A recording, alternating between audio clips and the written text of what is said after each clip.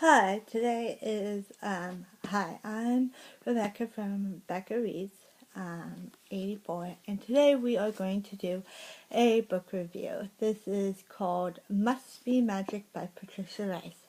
Now, I had this book on my shelf for like 6 years, and I finally picked it up, and it was pretty good. It was okay. It was not the best, but it did have some good qualities. Number one, we're going to go with the plot. So what is this book about? Um, on the back, it says right here, it says, spellbinding, it's a spellbinding historical romance that continues the tantalizing love story of the magical Malcolm women and the logical Ives men. Now, of course, we start off with Lita Steins, and she is a witch. She's a Malcolm witch who they have different kinds of magic. So, one can foretell someone's aura, how they're feeling, and emotion. Another person might look at, you know, other things go into their mind and can tell their thoughts and stuff like that. So it's different kinds of magic and stuff, and they're magically gifted. Now most of these women are light haired, had blonde hair like me, but Layla, she does not have blonde hair. She has black hair, like ebony dark hair, and it's curly and stuff. And anyway, so she's a Malcolm witch.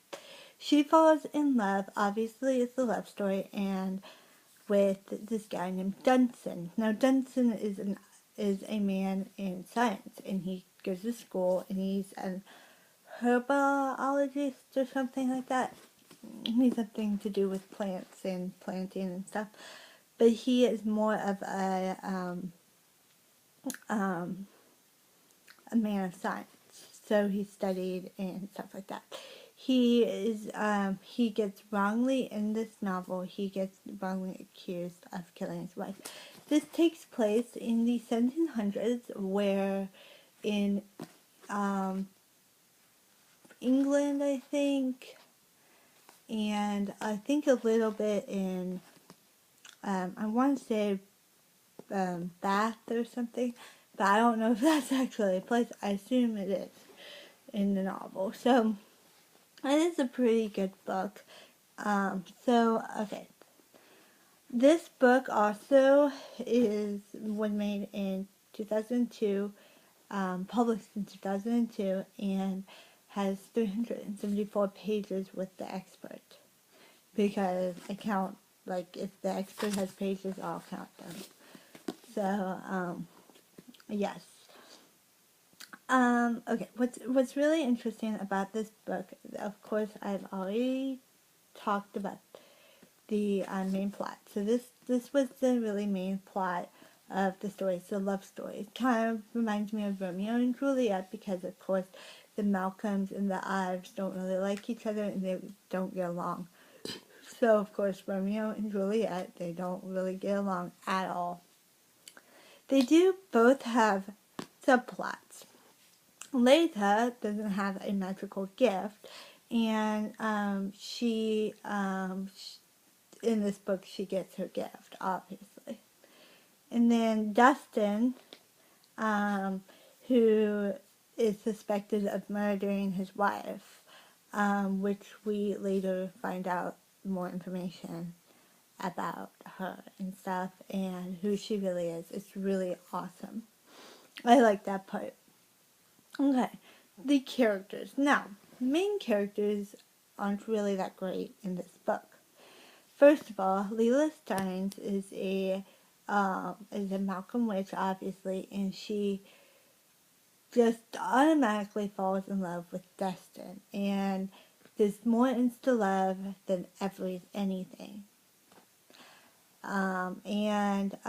Obviously, the two main characters are lusting. They're lusting too much over each other, and they just totally love each other. And they're like, oh, I wanna make love to you right now and do that. And it's just so inappropriate. And I don't see that when you first meet someone. You don't like feel like you're compelled to have intercourse with someone like that. I mean, you want to get to know them first, and then maybe lead up to that. What I did like, there were two characters that I did like. I liked Wickham, which totally reminded me of Pride and Prejudice. Wickham, Mr. Wickham. So I totally liked his character because he was kind of sly, kind of that same way as Wickham was in Pride and Prejudice. And I liked Griffith, which is Dustin. Later on, we find out Dustin has a son, and that's his son, and he's like a teenager, but he's really awesome, and he tries to get to know his father in terms of that. Okay, the themes. There were a couple of themes in this, and I just gathered some kind of questionable. One, I put gardeners or gardening because in the book it's mainly about growing flowers and gardening in the hence the look at the cover. Hence the cover. This is like a farm and all this stuff. It's more like that. So yeah. Another theme is trusting others. There's a lot of both Layla and Dustin kind of don't trust each other and don't really they don't trust each other because of the family relations and stuff. But it's interesting. Another theme is being judged. They do the families. Each family judges the romantic the each families of both of the characters kind of judge uh, the character's decision and have forming a relationship with them, but they grow heartwarming closer to the end. But it takes them a while to figure out who these people are and stuff.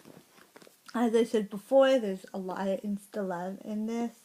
There is so much insta love. Like, I just thought, this is ridiculous.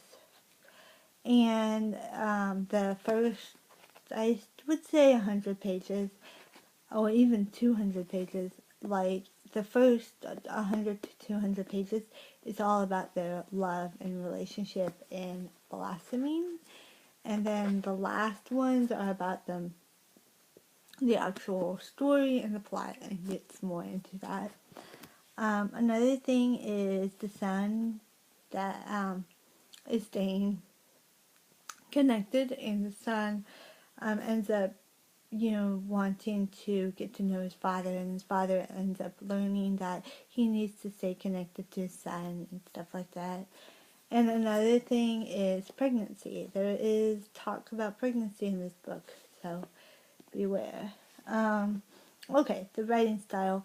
The writing style was really, really interesting. It's kind of a modern writing style, and it's told,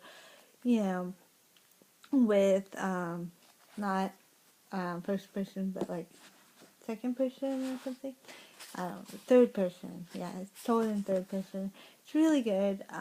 This also had both thoughts of the characters, so when they were describing it, they had both the thoughts of Dustin, both the thoughts of Layla, and kind of mixed between. It's also very descriptive, so it's very descriptive in the sex scenes or other scenes. Very, very descriptive. It's almost too descriptive for my preference. And there's a lot of sex and lustful thoughts. The characters were so lustful, especially the main characters were really lustful and really wanted to get that vibes. Another thing is, what's interesting is, I'll show you. Sometimes it gets to a part, and at the end it'll have an indentation and it'll start a different kind of part of the story. So it might be that sometimes Layla is not always with Dustin, or Dustin's not always with Layla, so it'll have a different part of the story, or even other parts like with Wickham and other secondary characters, which I really like the secondary characters. And another thing is also when they're trying to figure out the mystery, they have italics. I'm trying to find one, but they have italics on what this person thought and can remember and stuff. So basically, they have the thoughts of Dustin and other people's thoughts in italics.